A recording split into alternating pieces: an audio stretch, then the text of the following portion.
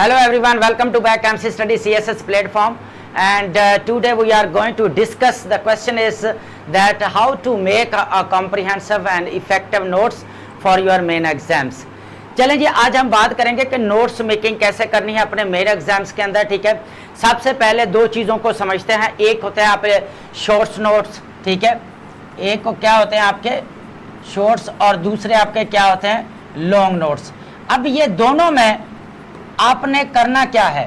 First of all I always say that depends upon you कि आप कैसे जो है वो रिवाइज कर सकते हैं। ठीक है, आप नोट्स अगर आपके पास लॉन्ग नोट्स हैं या शॉर्ट नोट्स हैं, डिपेंड्स अपॉन यू कि आपने कैसे इनको रिवाइज करना है। अगर आप कंफर्टेबल हैं लॉन्ग नोट्स के साथ और विद डिटेल्स के साथ, तो आप जो है वो ये नोट्स ही बनाएं, लॉन्ग नोट्स। अदरवाइज नहीं तो आप शॉर्ट, अगर आपकी मेमोरी अच्छी है, आप डिटेल्स को कॉम्प्रिहेंसिव करना जानते हैं, डिटेल्स आप अपने अंदर अब्जॉर्ब करना जानते हैं, तो आपने शॉर्ट्स नोट्स बना ले, मोर देन इनफ है। सबसे पहले ये बात है कि देखें सर, जो नोट्स हैं, जो नोट्स मेकिंग है, क्या वो ज़रूरी है एग्जाम्स के पॉइंट ऑफ व्यू से? सबसे पहले ये चीज़ है, देखें एग्ज़ाम के पॉइंट ऑफ व्यू से नोट्स मेकिंग बहुत ज़्यादा ज़रूरी हैं।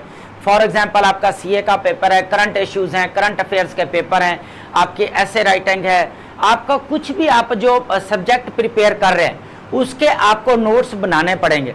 देखें नोट्स मेकिंग जो वो चीज़ होती है जो आप ऑन द स्पॉट, जो आप इतनी किताबें पढ़ रहे हो, बुक्स पढ़ रहे हो, वो तो सारी रिवाइज नहीं कर सकते ना।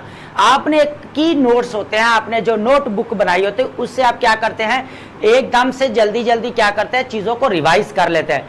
नहीं तो आपको दोबारा डिटेल्स आपको पढ़ने पड़ेंगी, तो फिर आप बुक्स जो है फिर रिसर्च आर्टिकल्स पढ़ेंगे, रिपोर्ट्स पढ़ेंगे, बुक्स पढ़ेंगे, एकेडमिक वेबसाइट जाके कंसल्टेशन करेंगे, तो ये आपका टाइम वेस्ट होगा। तो नोट्स मेकिंग इसलिए बहुत ज़्यादा ज़रूरी है, आपको जो है वो नोट्स बनाने चाहिए। अब क्वेश्चन ये है कि सर नोट्स बनाने कैसे चाहिए, नोट्स कैसे बनाने चाहिए?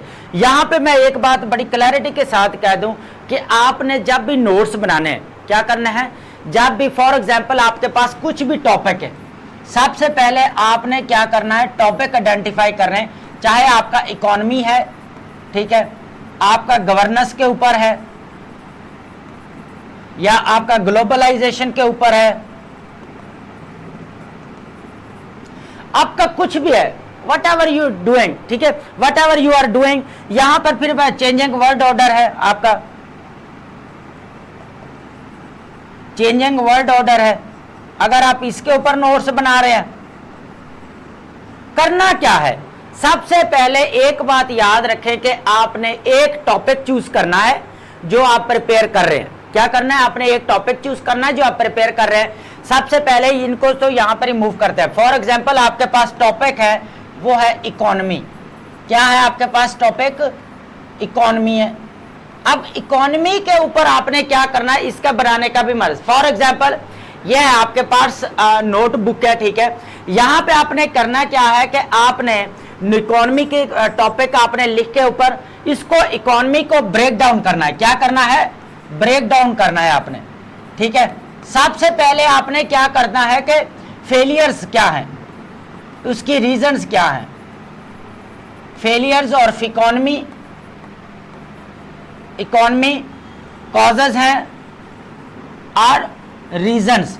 आपने क्या करना है, इनको उठा के आपने यहां पर एक पेज के ऊपर आपने इकोनॉमी आ गई, नीचे आप फेलियर्स ऑफ इकोनॉमी, क्या क्या रीजंस हैं, आपने यहां पर रीजंस या कॉजेज या उसके जितनी भी उसके रीजंस है ना, वो आपने यहां पेज पर लिख लेनी है। सेकंड, फिर उसके इंपैक्ट्स क्या हैं, उसके फेलियर्स ऑफ इकोनॉमी के इंपैक्ट्स क्या हैं। फिर आप नेक्स्ट पेजेस पे चले जाएं। नेक्स्ट पेजेस पे नेक्स्ट पेजेस का मतलब है आप एक दो पेजेस छोड़ दें, जितना फैक्ट्स एंड फिगर जो है आपने इकट्ठे भी करने हैं। उसके बाद यहाँ पे आपने टॉपिक देना है कि what are the negative impacts of failures of economy. यहाँ पे आपने हेडिंग देनी है, वहां पर फिर जो जितने भी आपके नेगेटिव इंपैक्ट्स हैं वो आपने यहाँ पर पेज पर लिख देने हैं। नेक्स्ट फिर जो आएगा वो यहाँ पे ये आता है कि द रोल ऑफ इकोनॉमी। क्या होता है, रोल ऑफ इकोनॉमी। ये मैंने एग्जांपल देने के लिए बोल रहा हूं कि आपके जो जो सब हेडिंग्स है आपने उनको डिवाइड कर लेना है पेजेस के ऊपर, और फिर नीचे जो आपने सब हेडिंग के अंदर जो जो मटेरियल आएगा वो फिर आप लिखते जाएंगे। ये बेस्ट स्ट्रेटजी है। उसके बाद आपने क्या करना है, रोल ऑफ क्या करना है, 2-3 पेजेस फिर छोड़ देने आपने। इंपैक्ट्स के बाद आपने रोल ऑफ इकोनॉमी लिखना है, socio economic and political development, ठीक है। यहां पर हेड देने के बाद आपने फिर 1-2 पेजेस छोड़ देने। 1-2 पेजेस छोड़ने के बाद फिर आपकी जो नेक्स्ट हेडिंग है वो आएगी सजेशंस। क्या आने चाहिए आपके, suggestions, recommendations, measures, revamp, road map, steps. एक ही बात है, जो आप देना चाह रहे हैं वो आपने क्या करना है, यहाँ पे फिर जो है आपने रोल ऑफ इकोनॉमी के बाद आपने जो चैलेंजेस है, जो इश्यूज हैं, जो कॉजेज हैं, उनको कैसे रिमूव किया जा सकता है, आपने यहाँ पे सजेशंस की हेडिंग दे लेनी है। रिकमेंडेशन, चाहे स्टेप, चाहे मेयर्स, रोड मैप, रिवैम्प, जो भी आप यहाँ पे हेडिंग देनी है, आपने नीचे सजेशन जो है वो अपने कॉन्ग्रीगेट करना स्टार्ट कर देनी है, ठीक है। कॉन्ग्रीगेट मींस आपने कलेक्ट करना स्टार्ट कर देना है अपने फैक्ट्स एंड फिगर्स, ठीक है। यहां तक आ गया। अब यही पेजेस आपके 30 to 40 पेजेस हो गए इकोनॉमी पे, जो आप डिवाइड करके जो है आपने क्या करना है, सब हेडिंग में इकोनॉमी को ब्रेक डाउन करने के बाद आपने ये करना है। अब क्वेश्चन ये है कि सारा मटेरियल कहां से कलेक्ट करें, इकोनॉमी का मटेरियल कहां से कलेक्ट करें, ठीक है। अब यहां पे इस चीज को हैंडल देखते हैं, हैंडल करते हैं या डील करते हैं। इकोनॉमी का मटेरियल कहां से करें नोट्स मेकिंग के लिए, ठीक है। नोट्स मेकिंग के लिए मटेरियल कहां से लेके आए। सबसे पहले जो आता है वो आपका आता है रिसर्च आर्टिकल्स। क्या है आपके पास, रिसर्च आर्टिकल्स। उसके बाद आपका क्या आना चाहिए, रिपोर्ट्स, इंटरनेशनल रिपोर्ट्स।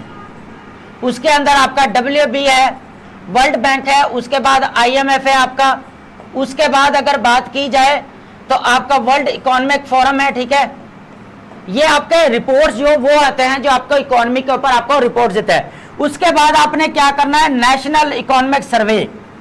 क्या होता है आपका, नेशनल इकोनॉमिक सर्वे से क्या करना है, आपने की पॉइंट्स उठाने हैं और अपने यहां पर अपने की बुक जहां पे आपने सेट हेडिंग्स दी हैं, जहां पे अगर तो नेगेटिव इंपैक्ट्स है तो यहां पे नेगेटिव इंपैक्ट्स को अलग करके आप यहां पे लिख लेंगे। उसके बाद आपने क्या करना है, बुक्स।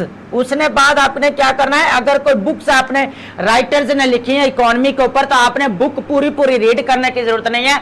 आपने स्पेसिफिक टॉपिक देखना है कि what are the reasons behind failures of economy. Failures of economy के पीछे रीजंस क्या है, आपने बुक के अंदर देखना है कि टॉपिक कौन सा है। आपने जस्ट वो टॉपिक को कॉम्प्रिहेंड करना है, मेन की पॉइंट्स कॉम्प्रिहेंड करने हैं, पूरी बुक रीड करने की जरूरत नहीं है। उसके बाद आपने 5th नंबर पे आपने क्या करना है, बेसिकली एकेडमिक वेबसाइट्स। जितनी भी आपके एकेडमिक वेबसाइट्स हैं आप वहां से जो है आप कंसल्टेशन कर सकते हैं। एकेडमिक वेबसाइट्स, ये 5 रिसोर्सेस है जहां पे आपने मटेरियल कलेक्ट करके इकोनॉमी को, अगर तो आपने नेगेटिव इंपैक्ट्स है तो नेगेटिव इंपैक्ट्स वाले पोर्शन में लिखना है। अगर उसके role of economy, social and political development के लिए तो उस पोर्शन के अंदर आपने लिख देना है। अगर कोई सजेशंस दे रहा है तो आपने क्या करना है, रिपोर्ट्स सजेशंस वाले जो है वो पोर्शन में आपने क्या करना है, सजेशंस दे देनी है। अब सर ये है कि अगर कल हम जो है वो भूल जाते हैं रिसोर्सेज, हमें पता नहीं चलता कि रिसोर्सेज कौन कौन से कहां से कलेक्ट किए थे, तो सबसे पहले आपने क्या करना है, यहां पर जो भी आर्टिकल्स या रिपोर्ट या आप बुक पढ़ रहे हैं उसका यहां पे नाम लिखें, रिसर्च आर्टिकल का नाम लिखें, टॉपिक का नाम लिखें और पब्लिश डेट लिख लें। बुक का नाम लिखें, पब्लिश डेट, रिपोर्ट्स कौन से डेट को हुई, 25 में या 26 में, 27 में, 28 में या आपका 24 में।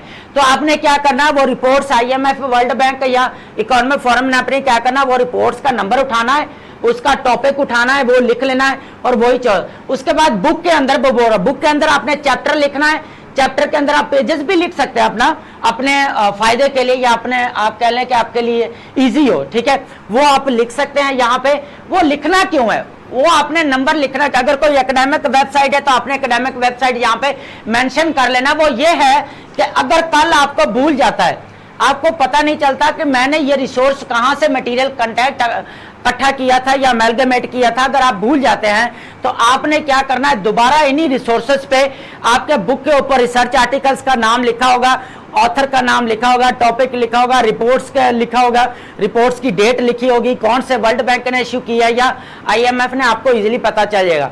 उसके बाद अगर आपकी बुक है तो आपका बुक ने चैप्टर नेम लिखे, आप बुक का नाम लिखे, राइटर का नाम लिखे, साथ छोटा सा मेंशन कर दें कि ये मैंने यहां से मटेरियल कलेक्ट किया या कंटेंट उठाया अबाउट इकोनॉमी। ठीक है, तो ये है आपकी बेस्ट स्ट्रेटेजी कि आपने नोट्स कैसे बनाने। देखें, अब बात आती है नोट्स को रिवाइज करने की। क्या आती है? रिवीजन कैसे करना है। Sir question is that revise कैसे करें। सबसे पहले जो रिवाइज ये है कि सबसे पहले तो आपने ये करना है कि आप जब नोट्स बनाना स्टार्ट करते हैं कि लॉन्ग टर्म नोट्स होते हैं, एक आपके शॉर्ट टर्म। लॉन्ग नोट्स वो होते हैं जो आप बहुत ज़्यादा डिटेल्स के साथ बनाते हैं। अगर आपकी मेमोरी अच्छी नहीं है, थोड़ा सा एवरेज है, तो आप डिटेल्स लॉन्ग बना सकते हैं। अगर मेमोरी अच्छी है तो आप शॉर्ट नोट्स की तरफ जाएं, वहाँ पे आपने साथ साथ अपने जो रिसोर्सेज हैं उनका नाम वहाँ पे आपने मेंशन करते जाएं ताकि आप डिटेल जो है वो इजीली जाकर कॉम्प्रिहेंड कर सकते हैं या रीड आउट कर सकते हैं।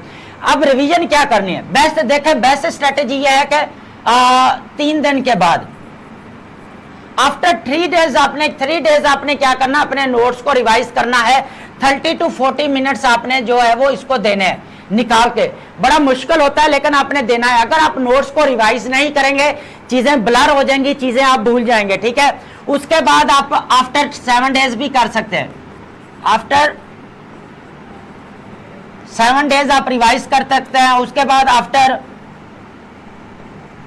21 डेज आप क्या कर सकते हैं, आप अपने नोट्स को जो है वो रिवाइज कर सकते हैं। After 3 days, after 7 days and after 21 days आपने अपने नोट्स को लाजमी जो है वो it is mandatory to revise your notes. ठीक है, वो बहुत ज्यादा जरूरी है, अपने करने हैं अपने मेन एग्जाम्स के लिए। अगर आप चीजों को बार बार जो है वो रिवाइज पढ़ना चाह रहे हो, मेमोराइज करना चाह रहे हो, तो आपको चीजों को बार बार जो है वो कॉम्प्रिहेंड करना पड़ेगा, रीड आउट करना पड़ेगा।